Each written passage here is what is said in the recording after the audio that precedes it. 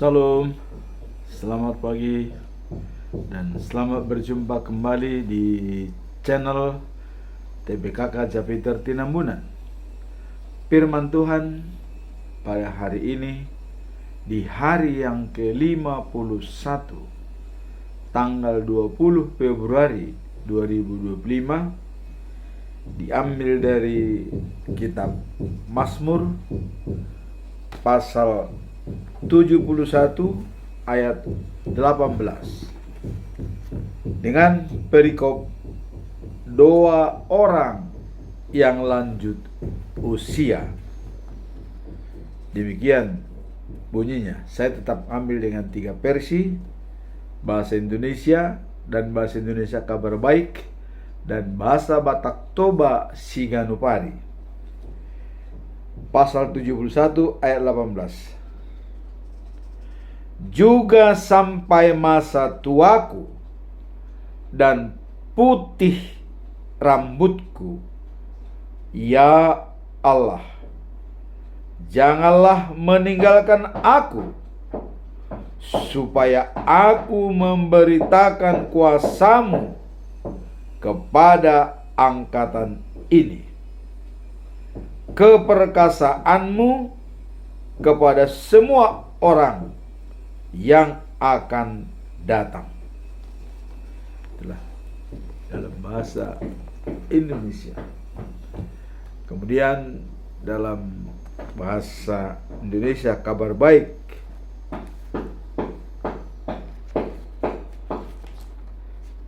adalah sebagai berikut.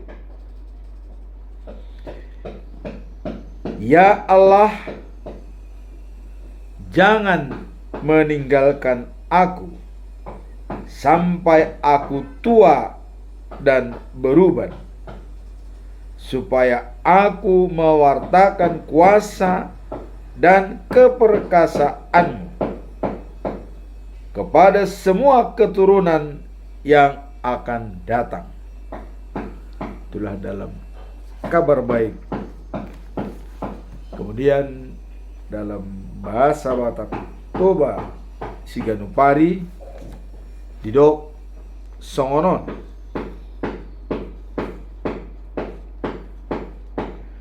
Nuaeng nunga matua jala ubanon ahu, unang matadikon ahu ale de bata, dongani maahu dina mamaritahon huaso dohot hagogoon tusude sundut nanaeng roh.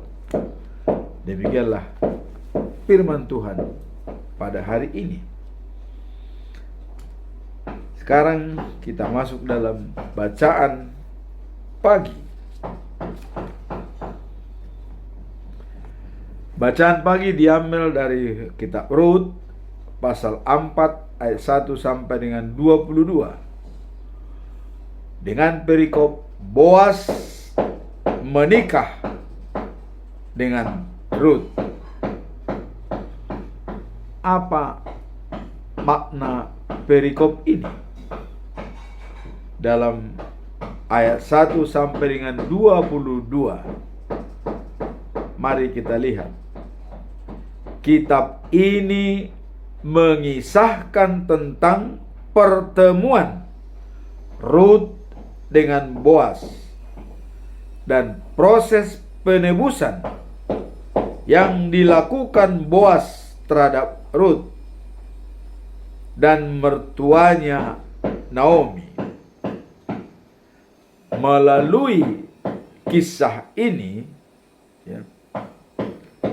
kita dapat melihat betapa pentingnya hubungan kekeluargaan dan komitmen dalam menolong satu sama lain, serta bagaimana Tuhan memelihara dan mengatur rencananya selalu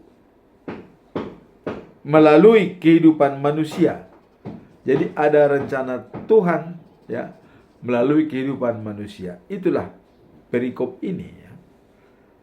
Bahwa kasih ini kita dapat ya melihat betapa pentingnya hubungan kekeluargaan dan komitmen dalam menolong satu sama lain, serta bagaimana Tuhan memelihara dan mengatur rencananya melalui kehidupan manusia. Kehidupan manusia dipakai oleh Tuhan. Nah, apa pesan moral dari perikop ini? Pesan moralnya adalah pentingnya kesetiaan, tanggung jawab, dan kasih yang diterapkan dalam tindakan nyata, bukan hanya perkataan, tapi tindakan nyata. Ya. Kemudian Boas sebagai tokoh ya, memperlihatkan tindakan kasih ya, bukan hanya kepada Ruth, tetapi juga kepada Naomi, mertuanya Ruth. Dan hal ini menegaskan bahwa ya, kita harus siap untuk mengambil tindakan ketika melihat kebutuhan orang lain. Jadi dalam hal ini hidup kita bermakna buat orang lain dan bisa dimanfaatkan. Itulah pesan moral daripada perikop ini. Kemudian apa pembelajaran yang kita lihat dari perikop ini? Ya. Peristiwa ini ya menjadi pondasi kuat atau foundational prinsip ya sebagai menuju kelahiran Tuhan Yesus. Inilah pondasinya ya. Di mana ya kalau kita lihat Boas kawin dengan Ruth, punya anak Obed. Kemudian Obed punya anak Isai. Kemudian Isai punya anak Daud. Dan Daud punya anak Salomo. Dan dari keturunan Daudlah menjadi ya kelahiran Tuhan Yesus. Pada generasi ke-60 dari Adam. Tapi pada generasi 27 dari Daud. Karena Daud adalah generasi 33 dari Adam. Jadi Tuhan Yesus adalah generasi ke-27 dari Daud dan generasi 60 dari Adam. Itulah maka saya katakan ini adalah foundational prinsip dalam kelahiran Tuhan Yesus. Disinilah campur tangan Tuhan Allah yang membuat semua rencana ini besar. Dan Ruth yang sangat-sangat proaktif, rendah hati, dan menurut kepada mertua.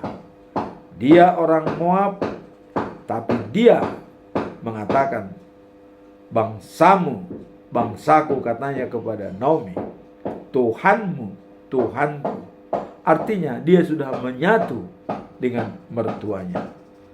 Itulah yang bisa kita pembelajaran pertama. Pembelajaran kedua yaitu menghayati nilai-nilai yang terdapat dalam kitab Ruth dapat mendorong kita untuk proaktif dalam menjalani hidup sehari-hari dengan memakai karakter Allah, penuh kasih dan tanggung jawab terhadap sesama. Nilai-nilai yang disampaikan oleh Ruth ini mengikuti karakter Tuhan, karakter Allah, bahwa Allah itu adalah kasih. Dan barang siapa tidak memiliki kasih, tidak mengenal Allah. Nah, di sini Rut benar-benar mengenal Allah melalui kasih. Karena dia sangat sayang dengan mertua, maka dia disuruh untuk memungut gandum sisa-sisa daripada anak buahnya, hambanya Boas. Dia sabar. Dalam kesabarannya itu, Boas melihat bahwa dia punya karakter. Sehingga pada akhirnya Boas menikah dengan Rut. Dan itulah saya katakan foundational prinsip kelahiran Tuhan Yesus. Kemudian pembelajaran ketiga adalah jadilah menjadi saluran berkat bagi orang lain, seperti dilakukan oleh Boas, suaminya Rut. Inilah pembelajaran yang bisa kita ambil dari perikop ini, menjadi saluran berkat. Sekarang kita masuk dalam bacaan malam, diambil dari kitab Roma pasal 10 ayat 14 sampai dengan 15.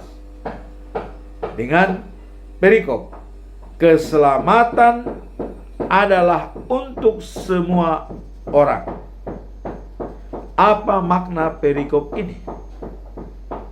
Mari kita lihat ya. Kita diingatkan tentang pentingnya ya pemberitaan Injil.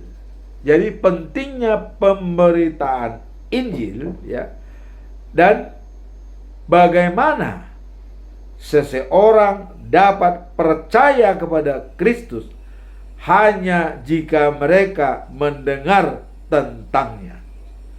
Jadi di sini dikatakan maknanya adalah pentingnya pemberitaan firman ya.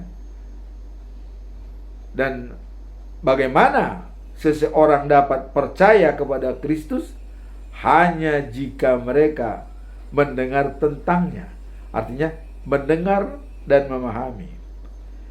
Dan ini menekankan kepada tanggung jawab orang-orang percaya untuk menyampaikan kabar baik. Jadi setelah mendengarkan dan juga memahami dan menjalankannya. Jadi bukan hanya mendengar firman Tuhan, tapi jadilah pelaku firman Tuhan untuk memberitakan kabar baik. Itulah makna daripada perikop ini. Jadilah pelaku firman Tuhan setelah kita mendengar, memahami, dan memberitakannya. Pesan moralnya adalah setiap orang yang mengaku percaya ya dan sebagai pengikut Kristus memiliki peran dan misi penyebaran Injil melalui khotbah-khotbah, tulisan-tulisan di media sosial ya, sehingga orang-orang dapat mendengarnya dan membacanya, dan juga dalam tindakan kita sehari-hari. Jadi setiap orang yang sudah mengaku percaya dan pengikut Kristus itu memiliki peran. Perannya apa? Memberitakan, berkhotbah, menyampaikan firman Tuhan supaya orang-orang juga dapat memahaminya. Itu pesan moral. Jadi sebagai pengikut Kristus, tanggung jawab peran adalah memberitakan firman Tuhan kepada semua orang. Nah, kemudian apa pembelajaran yang bisa kita lihat dari perikop ini? Pertama, ya, dikatakan bahwa setiap orang percaya memiliki tanggung jawab untuk menyampaikan kabar baik kepada sesama tentang apa yang sudah didengar dan dipahami tentang Yesus Kristus. Jadi setiap orang punya tanggung jawab moral tentang pemberitaan firman Tuhan. Apa yang sudah didengar, ya, dirasakan, ya, dari kebenaran firman Tuhan, dia wajib memberitakan firman itu kepada semua orang.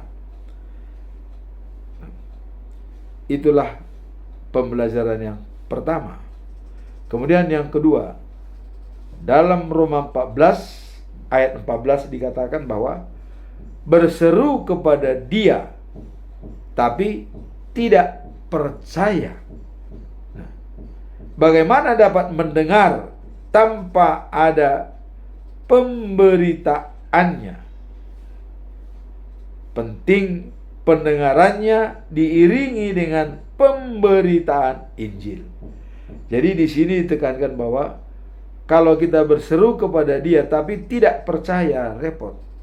Bagaimana mungkin, ya, kita memberitakan pemberitaannya sedangkan kita sendiri belum percaya?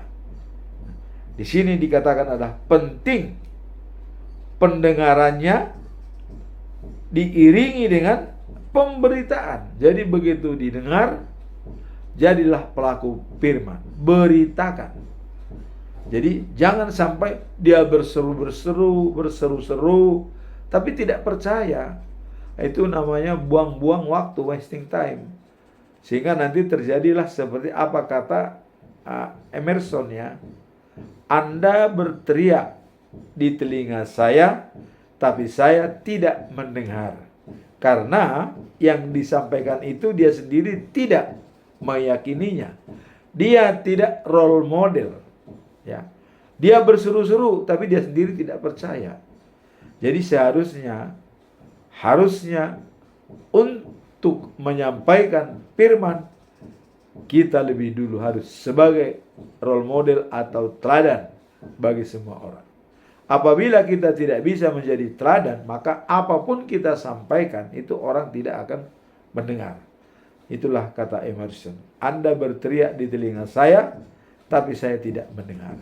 Maka jadilah role model kalau mau memberitakan firman Tuhan. Kemudian pembelajaran ketiga.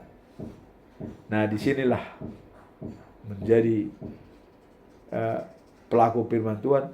Jadilah agent of change.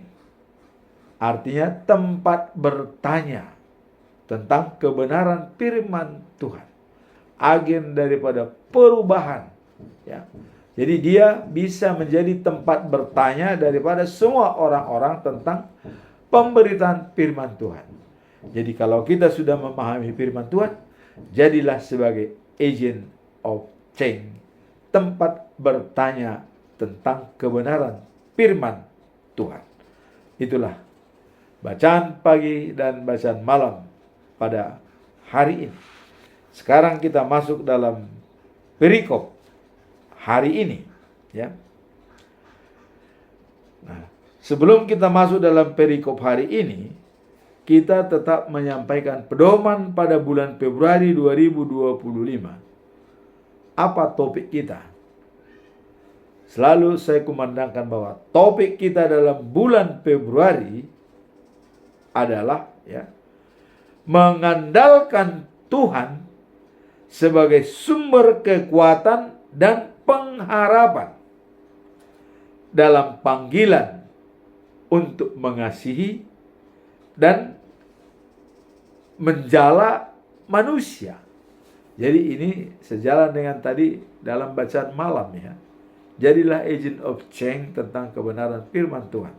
Nah, di sini topik pada bulan Februari dikatakan mengandalkan Tuhan sebagai sumber kekuatan dan pengharapan dalam panggilan untuk mengasihi dan menjala manusia.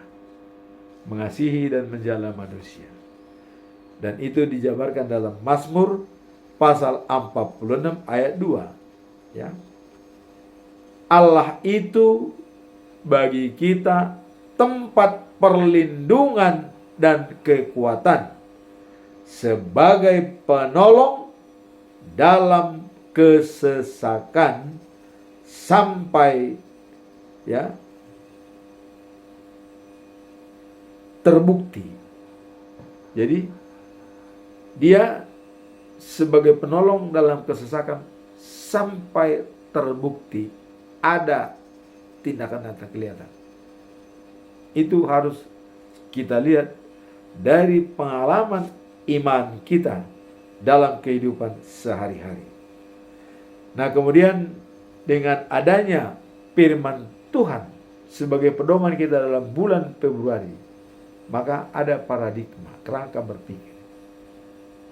Apapun terjadi,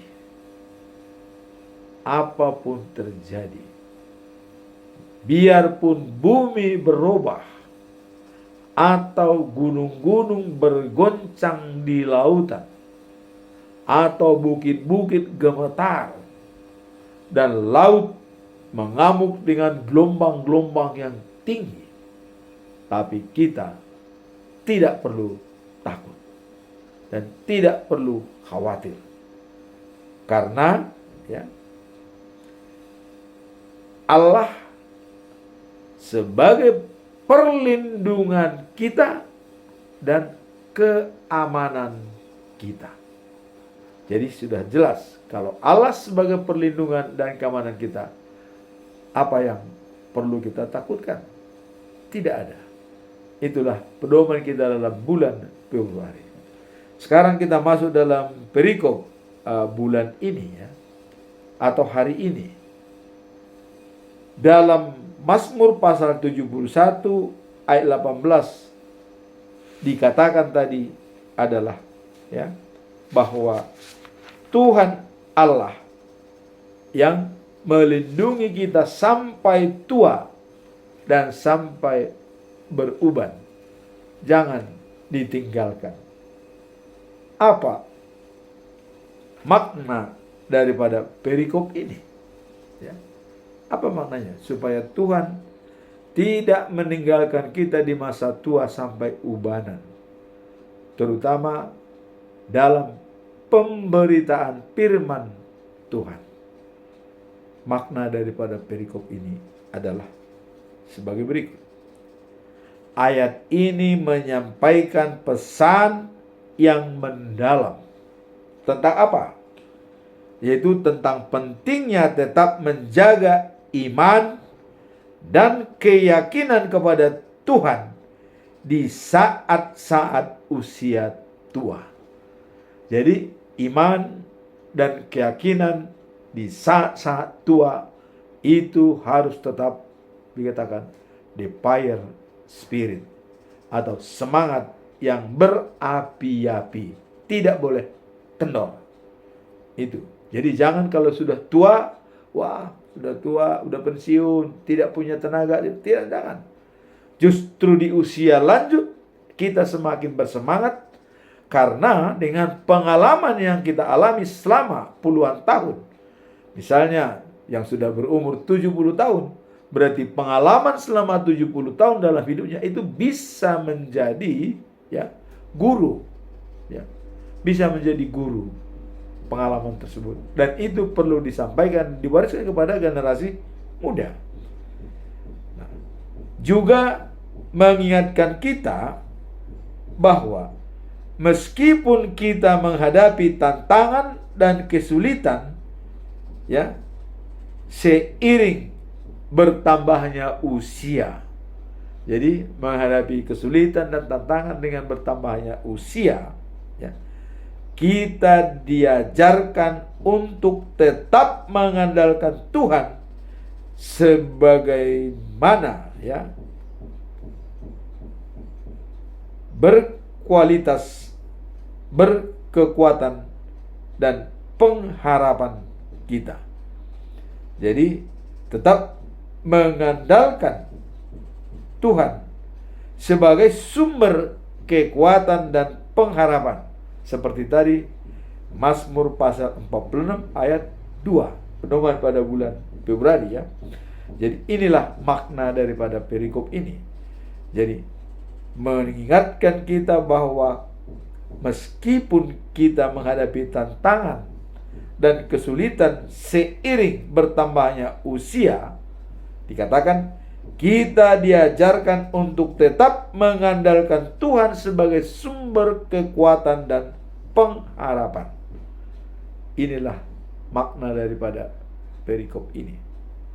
Dan sekarang apa pembelajaran apa yang bisa kita ambil dari perikop ini di usia lanjut, di usia tua, ya.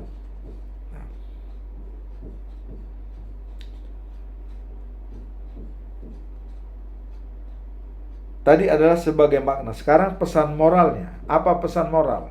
Dan sebelum pembelajaran, apa pesan moral daripada perikop ini pada saat kita sudah menjalani lanjut usia 70 tahun ke atas? Apa pesan moralnya? Ya. Pesan moralnya adalah bahwa pentingnya, ya, mewariskan iman dan pengalaman spiritual kepada generasi muda, ya. Dan ya, setianya Tuhan, ya, dalam hidup kita.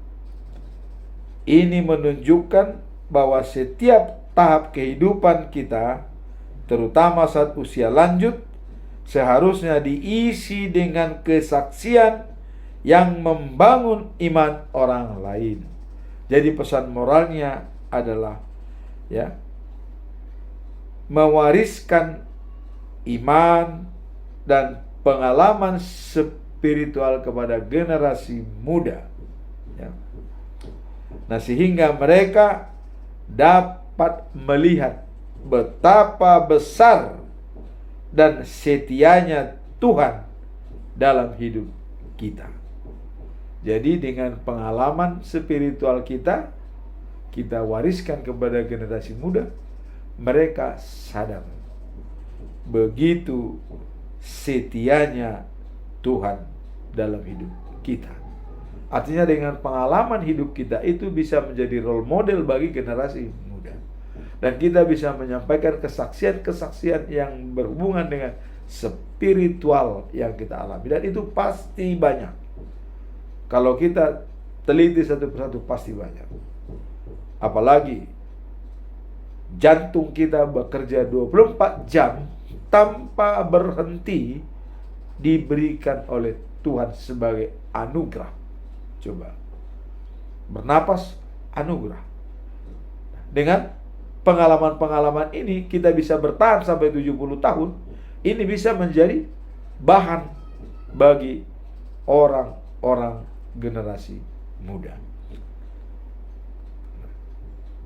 Nah, kemudian dikatakan bahwa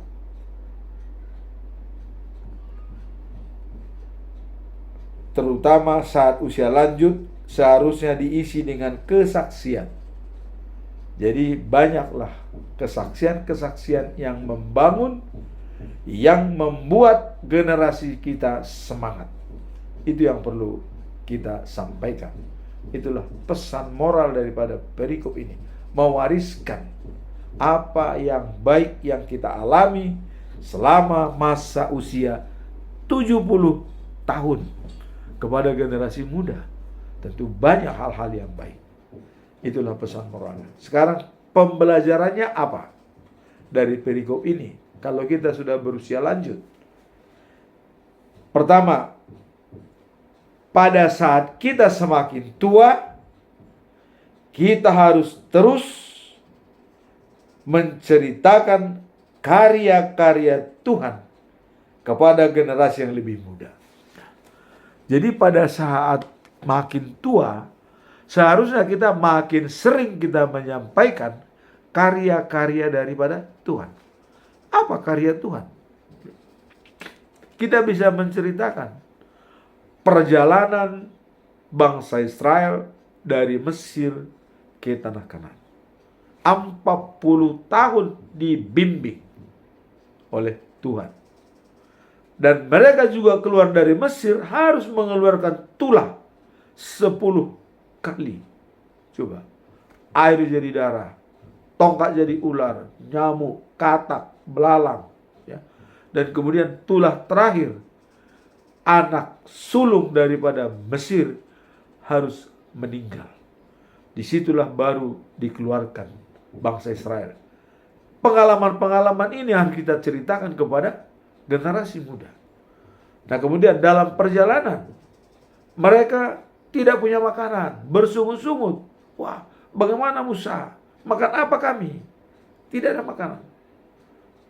Musa berdoa kepada Tuhan, dikirimlah manna, ya, makanan manna langsung dari Tuhan Allah. Tapi peraturannya ada, tidak boleh mengambil lebih daripada kebutuhan. Ya, bagi orang yang mengambil itu dia bisa dimakan basi. Jadi harus kebutuhan hari itu. Ya. Nah, makanya dalam doa Bapa Kami, berikanlah pada hari ini makanan kami secukupnya. Itu berdasarkan pengalaman daripada bangsa Israel waktu Allah mengirimkan manna untuk 7 hari, kecuali untuk hari Minggu. Hari Sabtu, hari Sabat, hari Sabtunya itu bisa mengambil untuk bekal pada hari Sabat. Itu. Dan selainnya itu tidak boleh. Senin, Selasa, Rabu, Kamis, Jumat, ya Sabtu itu tidak boleh mengambil lebih dari kebutuhan. Kecuali untuk persiapan hari Sabat. Atau kita di sini adalah hari Minggu, ya berarti hari Sabtu itu boleh mengambil 2 kali lipat untuk persiapan minggunya. Itu sudah aturan disampaikan oleh Tuhan Allah. Mengirimkan manna setiap hari dan ambil sesuai kebutuhan. Itu sesuai dengan Yesus mengajarkan berdoa, berikanlah pada kami makanan kami secukupnya hari ini. Itulah pembelajaran yang bisa kita lihat daripada perikop ini. Pada saat kita semakin tua, kita harus terus menceritakan karya-karya Tuhan kepada generasi yang lebih muda. Pengalaman-pengalaman kita sampaikan. Kemudian pembelajaran kedua adalah ya, bersaksi dan membagikan pengalaman iman kepada orang lain, agar mereka juga dapat melihat kebesaran dan kasih setia Tuhan dalam hidup kita. Jadi kita usia lanjut wajib hukumnya menyampaikan pengalaman-pengalaman kita dan kesaksian hidup kepada generasi muda. Saya yakin sangat banyak. Dan kalau saya menceritakan pengalaman hidup, itu 1 hari tidak cukup waktunya. Begitu banyak sekali. Ya. Dan itu harus kita sampaikan untuk membuat generasi muda kita semangat dan semakin yakin bahwa Allah mengasihi kita. Kesetiaan kita kepada Allah, maka Allah memberkati dan memberikan terbaik bagi kita. Itu poin yang kedua. Kemudian poin yang ketiga, ya, pembelajaran ketiga yang bisa kita ambil adalah hidup bermakna adalah dibangun di atas dasar iman kepada Tuhan dan mengajarkan kita untuk tidak hanya hidup untuk diri sendiri, tetapi juga untuk memberkati dan menginspirasi orang lain. Jadi bermakna bagi orang lain, ya, itu bukan hanya memberi kebutuhan jasmani, tapi kebutuhan rohani juga perlu kita sampaikan untuk hidup lebih bermakna. Ya. Misalnya, apa syarat orang untuk panjang umur? Itu yang kalau selama ini orang hanya mengingat hukum yang ke-5. Hormatilah orang tuamu supaya lanjut usiamu di tanah yang diberi oleh Tuhan kepadamu. Selama ini sering hanya satu itu. Tetapi ada dua lagi yang tidak disampaikan oleh dulu orang tua kita. Dan setelah saya baca, dan itu di dalam pembelajaran, ada dua lagi supaya lanjut usia. Ya. Pertama tadi adalah hormat kepada orang tua. Yang kedua, tidak berdusta. Yang ketiga, timbangan yang netral. Itu. Baru itu namanya lanjut usia. Timbangan yang netral, nah, itu adalah yang pernah diminta oleh Raja Salomo dalam mengadili. Bagaimana supaya saya bisa berbuat adil, Tuhan? Berikanlah kebijaksanaan. Sehingga dia timbangannya netral. Jadi ada 3 untuk membuat kita menjadi panjang umur. Pertama, hormat kepada orang tua atau yang lebih tua dari kita. Yang kedua adalah tidak berdusta, tidak berbohong, tidak mengucapkan kata-kata dusta, tidak bersaksi dusta. Dan yang ketiga, punya timbangan yang netral, tidak berat sebelah, selalu berada di tengah-tengah menegakkan keadilan. Nah, inilah pengalaman-pengalaman yang perlu kita sampaikan. Jadi hidup bermakna adalah dibangun di atas dasar iman kepada Tuhan dan mengajarkan kita untuk tidak hanya hidup untuk diri sendiri, tapi juga kepada orang lain. Itulah makna pesan moral daripada perikop ini. Sekarang, apa conclusion atau kesimpulan kita melihat perikop ini kalau sudah lanjut usia yang diberikan oleh Tuhan?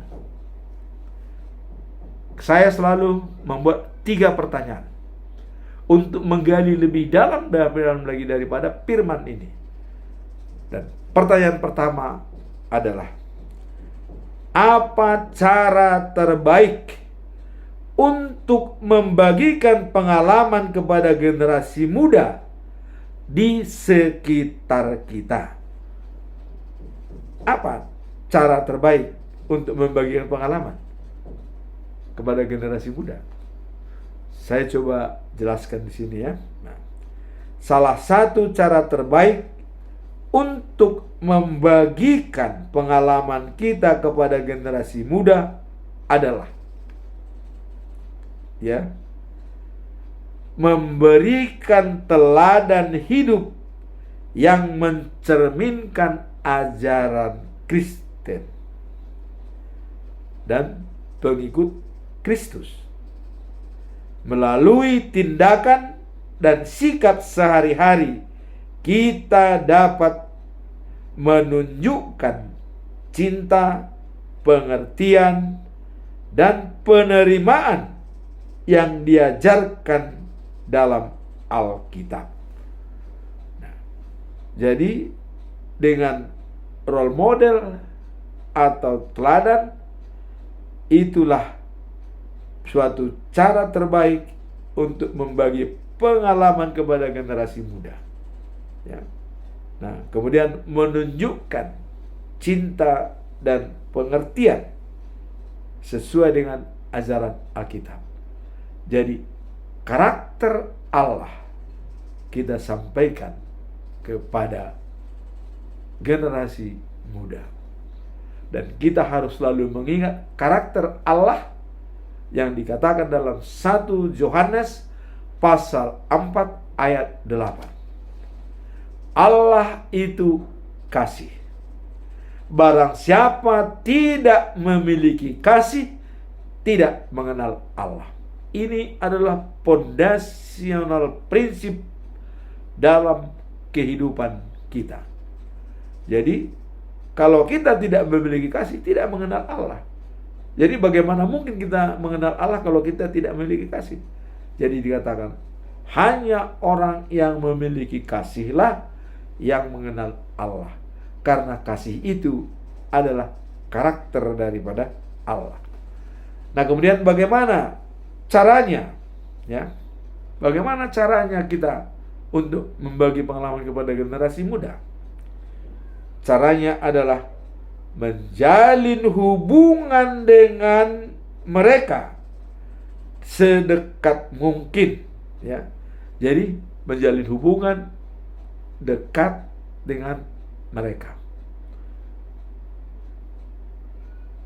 dengan pandangan, ya. Jadi kalau kita sudah menjalin hubungan dengan generasi muda, itu ada pandangan yang mau kita pegang dalam hubungan tersebut. Apa pandangan tersebut? Pertama, ya, mendengarkan keinginan dan masalah mereka. Itulah dikatakan empati. Merasakan apa yang dirasakan oleh orang lain. Maka kita harus mendengarkan, ya, keinginan dan masalah mereka. Apa keinginannya? Apa masalahnya? Ya, itu bisa kita pecahkan bersama. Maka hubungan dekat dengan diri itu cara terbaik. Nah, kemudian yang kedua adalah membagi cerita pribadi tentang bagaimana iman kita membimbing dan memberi kekuatan dalam menghadapi tantangan. Jadi pengalaman pribadi kita dalam menghadapi kesulitan yang timbul dan tantangan yang kita hadapi, itu perlu kita berikan supaya mereka juga mengerti. Dengan adanya pengalaman pribadi dan bisa kita mengalahkan tantangan itu, mereka menjadi terberkati. Itulah, ya, cara pertama, ya, yang terbaik untuk membagikan pengalaman iman kepada generasi muda, ya.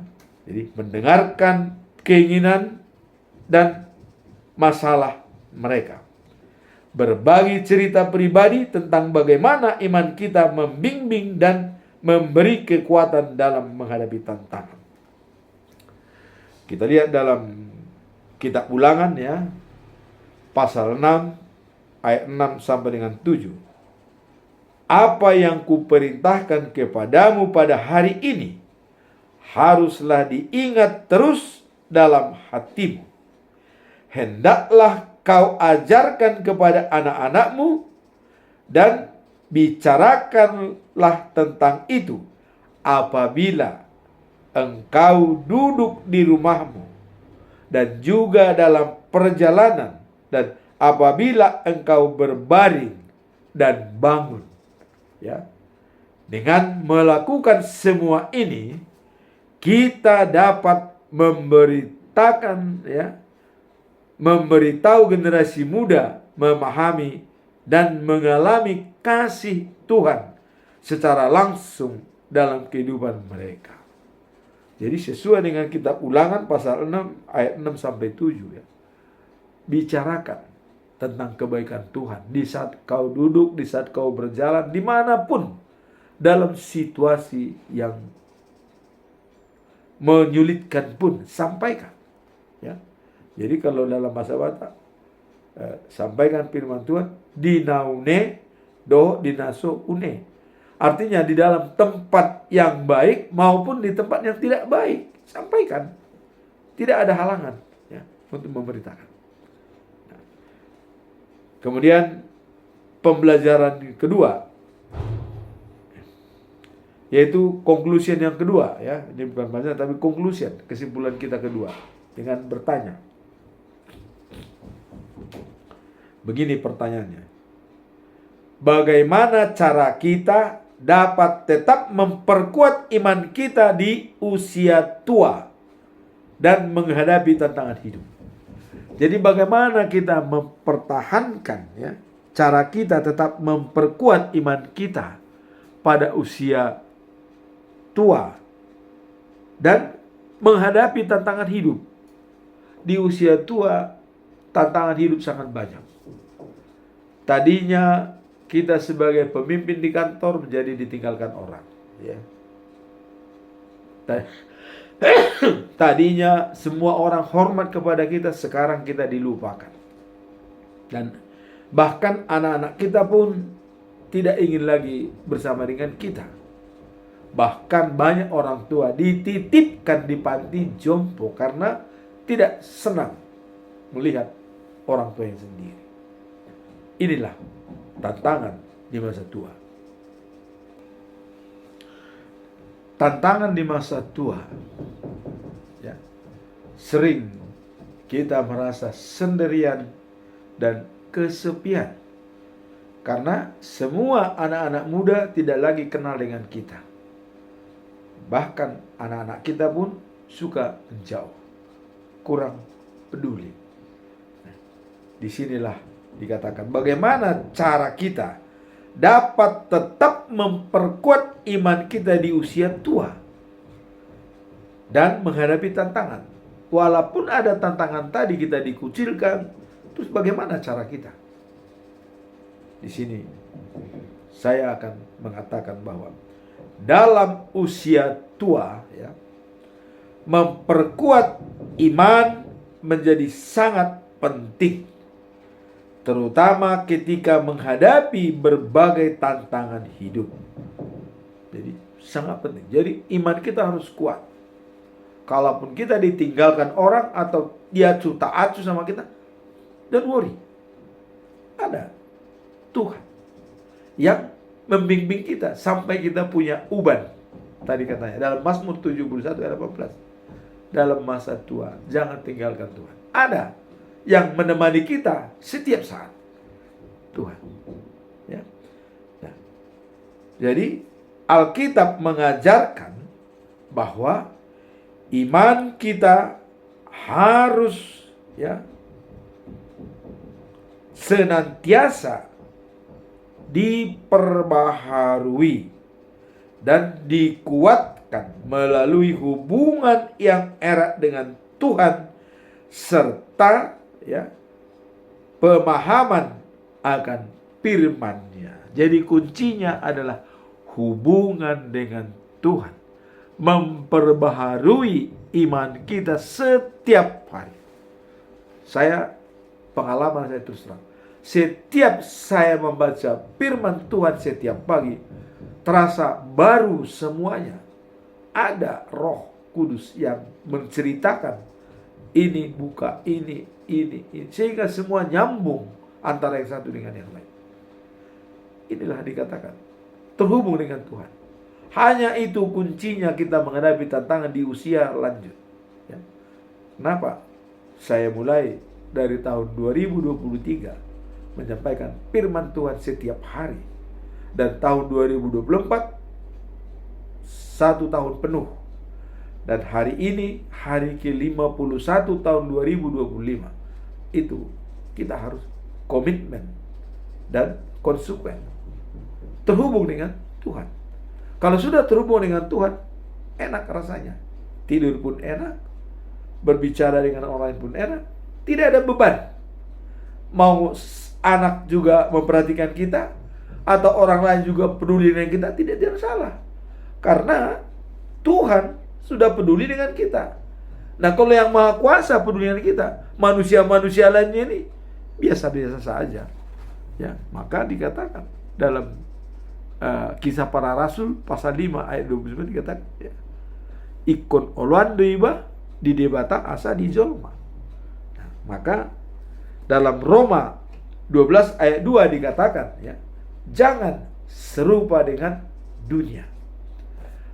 Berubahlah akal budimu dengan sesuai kehendak Allah dan menyenangkan hati Allah yang sempurna.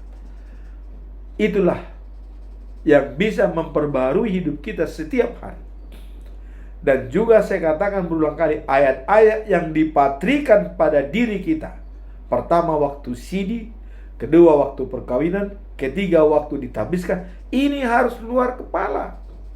Inilah yang memperbarui kita setiap hari. Jadi bisa menjadi modal kerja kita kemanapun kita pergi. Kalau ini kita pakai, kita aman. Karena itulah dikatakan, waktu pendeta menyampaikan firman ini, apa dikatakan? Saya beruju mahora sira samate dungi leonok kumatuho tupal hanguluan parangehon mahatai aido hanguluan. Bahasa Indonesia, berbaiklah kau selama dalam hidup, sehingga mahkota akan diberikan kepadamu. Kemudian, turutilah firman Tuhan itu, karena itulah kehidupanmu. Jadi jelas. Nah, jadi dikatakan di sini adalah memperbaharui setiap saat hubungan kita dengan Tuhan. Nah, kemudian kita juga harus mengambil Roma 12 ayat 12. Bersukacitalah dalam pengharapan. Jadi kita setiap hari harus bersukacita, walaupun ditinggalkan teman, walaupun tidak peduli kawan-kawan, tidak masa bodoh. Kita bersukacita dalam pengharapan. Mau care kepada kita, mau tidak peduli. Yang penting kita bersukacita dalam pengharapan. Ada pengharapan lebih besar. Tabah dalam kesusahan. Kalau orang lain mengacukan kita, kita tabah. Masa bodoh. Ya. Dan yang penting adalah tekun berdoa. Karena doalah napas kita kepada Tuhan. Nah, kemudian dalam Ibrani pasal 10 ayat 24 sampai 25 dikatakan, kita diajarkan untuk saling memperhatikan dan tidak menjadi jauh dari pertemanan bersama, agar kita dapat saling mendukung satu sama lain, bahkan sampai di masa tuamu. Ya Tuhan, janganlah Engkau meninggalkan aku, kebutuhan kehadiran Tuhan, supaya hidup kita tetap langgeng.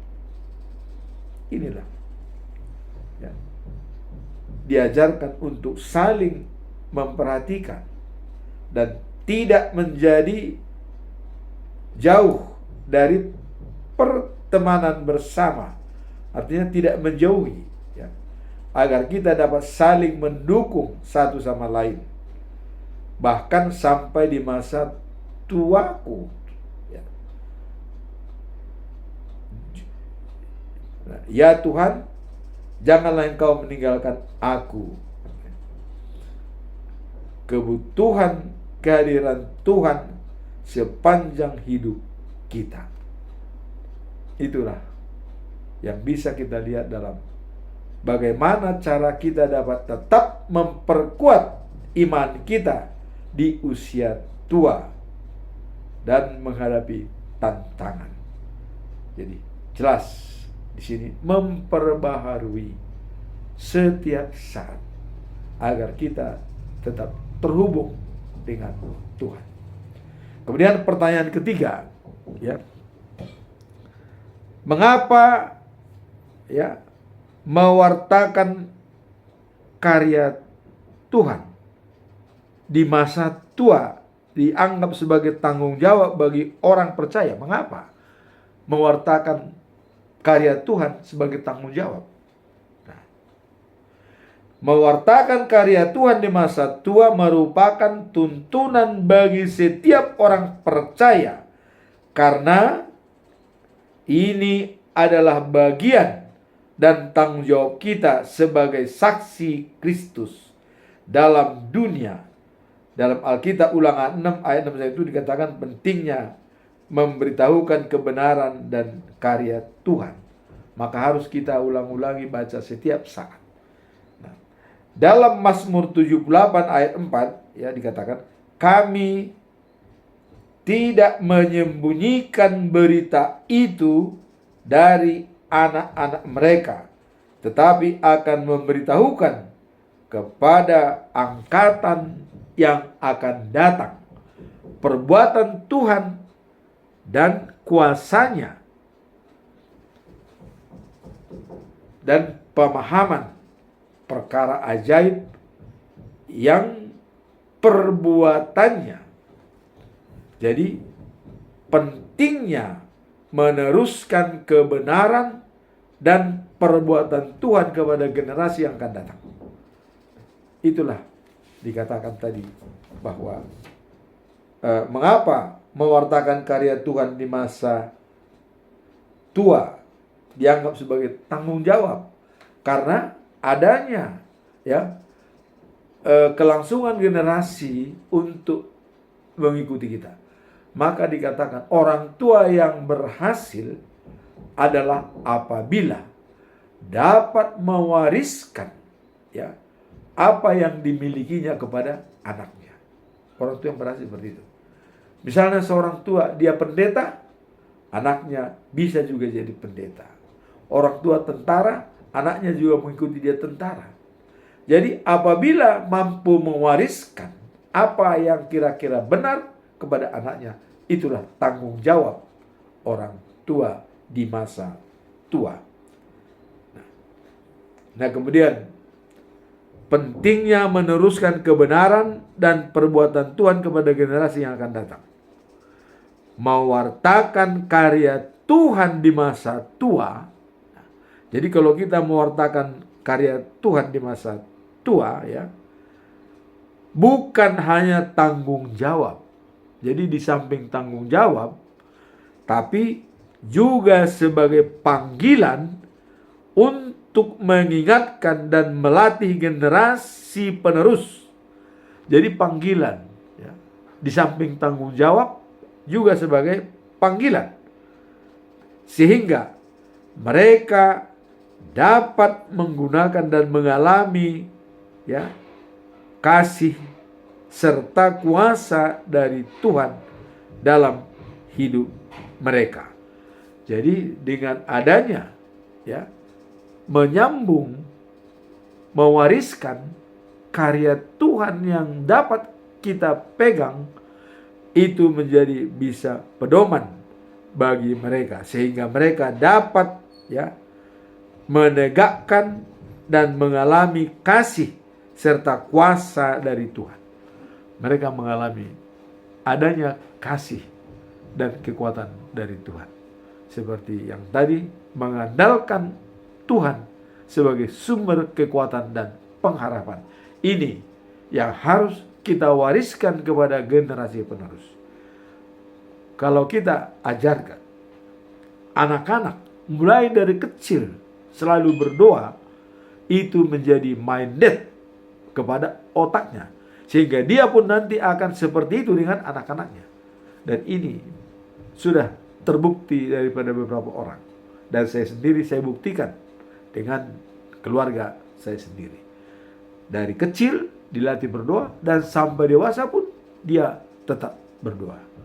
Dan dalam situasi yang baik atau tidak, dia tetap berdoa kepada Tuhan. Itulah yang perlu kita wariskan kepada generasi muda kita, karya Tuhan yang banyak yang perlu kita sampaikan sehingga mereka termotivasi dalam hidup mereka. Amin. Tuhan memberkati.